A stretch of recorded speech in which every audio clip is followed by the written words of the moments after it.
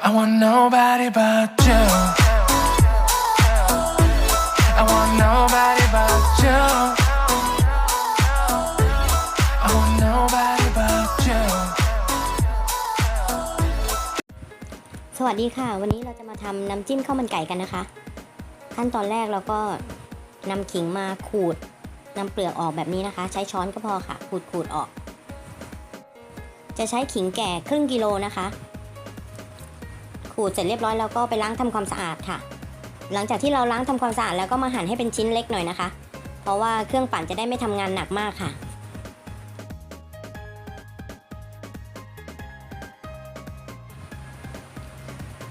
ขิงครึ่งกิโลก็จะได้3ถ้วยนี้พอดีค่ะ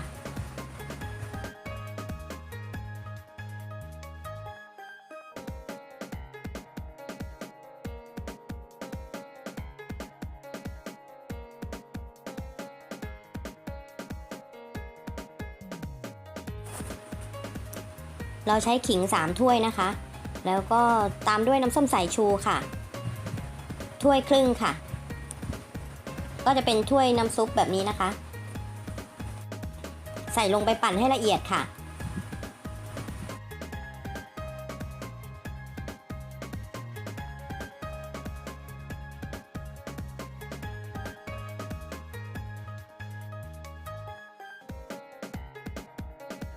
หลังจากที่เราปั่นขิงเรียบร้อยแล้วก็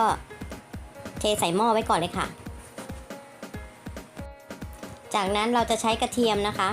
กระเทียม2ถ้วยค่ะแล้วก็พริกขี้หนูสด2ถ้วยเหมือนกันค่ะนำลงไปปั่นรวมกันนะคะ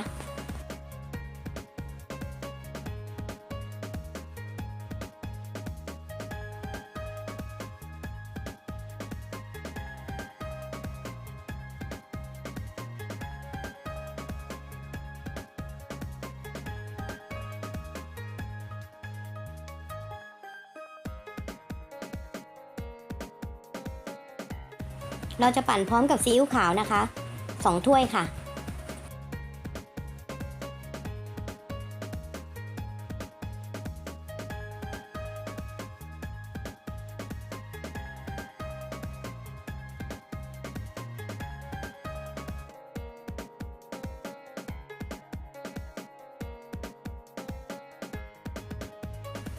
ปั่นไม่ต้องละเอียดมากก็ได้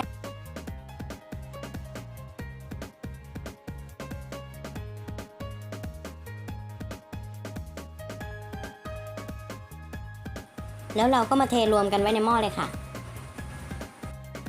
หม้อนี้เป็นภาชนะสำหรับใส่เฉยๆนะคะเราไม่ได้ไปขึ้นตั้งเตานะคะตามด้วยน้ำตาลทรายค่ะน้ำตาลทราย2ถ้วยค่ะ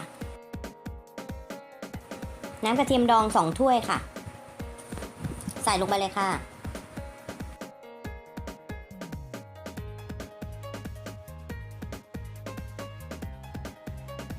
แล้วเราจะใช้ผงมะนาวนะคะ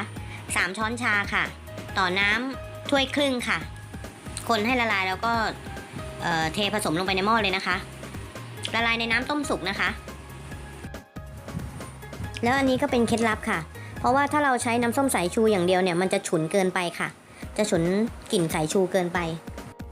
เราใช้ผงมะนาวนอกจากจะเพิ่มรสชาติที่อร่อยแล้วนะคะก็ยังเพิ่มความหอมด้วยค่ะ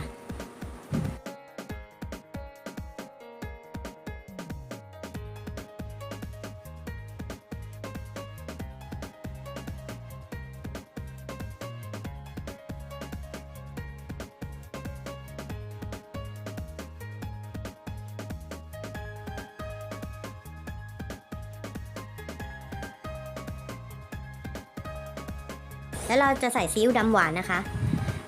เราจะไม่ใส่ซีอิ๊วดำนะคะเพราะว่าถ้าเป็นซีอิ๊วดำเนี่ยมันจะมีความขมค่ะใส่ซีอิ๊วดำหวานลงไป3ช้อนโต๊ะแบบนี้ค่ะ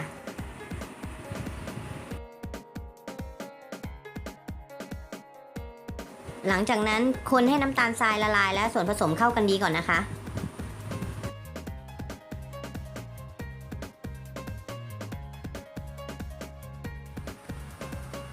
ตามด้วยเต้าเจี้ยวค่ะ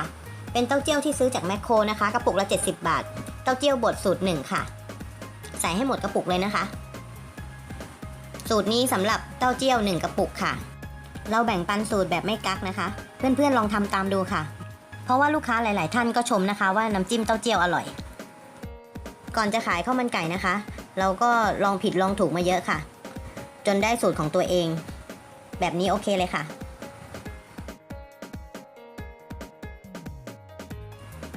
เทให้หมดกระปุกเลยนะคะ แล้วเราก็คนส่วนผสมให้เข้ากันอีกทีนึงค่ะ คนให้เต้าเจี้ยวละลาย ให้ส่วนผสมเข้ากันดี แล้วเราก็กรอกใส่ขวดเก็บไว้ค่ะ จริงๆแล้วน้ำจิ้มเต้าเจี้ยวเนี่ยไม่อยากให้ทำทิ้งไว้หลายวันนะคะ เพราะว่ารสชาติมันจะเปลี่ยนค่ะ ที่ร้านทำสูตรนี้ก็จะขาย 1-2 วันค่ะกรอกใส่ขวดแล้วก็แช่ถังน้ำแข็งไว้นะคะ หรือไม่ก็แช่ตู้เย็นไว้ค่ะกรอกใส่ถุงน้ำจิ้มขายได้เลยค่ะ เรียบร้อยค่ะน้ำจิ้มข้าวมันไก่ขอบคุณเพื่อนๆด้วยนะคะที่เข้ามาชมคลิปของช่องพีคิทเช่นค่ะขอบคุณมากๆเลยค่ะสวัสดีค่ะ